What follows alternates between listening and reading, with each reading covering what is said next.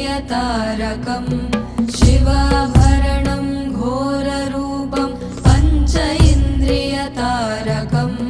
नित्यं जाग्रत्स्थिते निष्ठं नागनागम् आश्रयेऽहम्